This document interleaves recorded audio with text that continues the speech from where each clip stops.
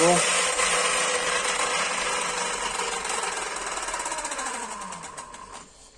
Bon, je vais utiliser mon moteur très démultiplié en générateur, là, ce qui n'est pas l'idéal, mais bon, ça me permet de faire des tests. C'était simplement pour faire un essai que j'avais pas encore documenté. Je l'avais fait, mais je l'avais pas documenté.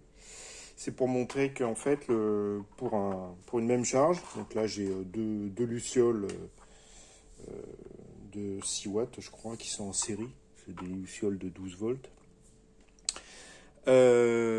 Donc en fait, pour une même vitesse de rotation au niveau du... Parce que là, la cage de gyroscope que je mets en rotation via ce moteur. Donc pour une même alimentation en tension, donc avec un courant un petit peu variant, euh, c'est en fait ce qui dicte le couple, c'est la vitesse du gyroscope. Là, j'avais une vitesse, je mettais moins de, moins de 900 milliampères.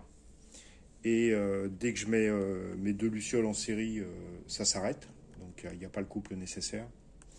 En revanche, dès que je suis monté au-dessus de 1 ampère, donc ce qui me procure une vitesse de gyroscope plus élevée, j'ai un couple plus important puisque j'arrive à alimenter mes lucioles et le système peine un peu parce que j'ai une courroie qui a tendance à patiner, mais sinon ça continue de tourner quoi.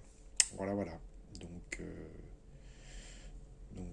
là, je suis dans la fonction où c'est la cage de gyroscope qui bouge, enfin qui est en rotation, le gyroscope qui est en rotation, et je récupère le mouvement sur sur le basculement. Voilà, donc ça c'est le principe du brevet de 1910 et 1911. Il est monté comme ça. Donc je vais essayer de continuer dans cette voie-là. Il y a aussi une question que je me pose, c'est la hauteur des gyroscopes. C'est-à-dire que là, j'ai un gyroscope qui est mis en basculement sur son centre de gravité propre. Et je sais que je peux avoir le même phénomène avec un centre de gravité décalé, c'est-à-dire avoir le basculement au même endroit, mais le gyroscope étant plus bas.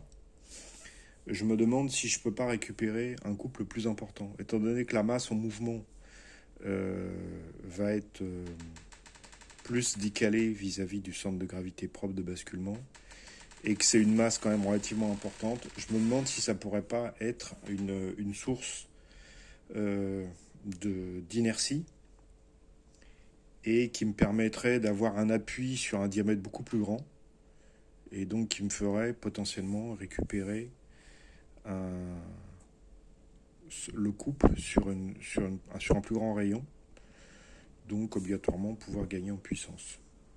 C'est une question que je me pose. Cela dit, pour faire ça, il faut que je refasse complètement une maquette, donc à voir.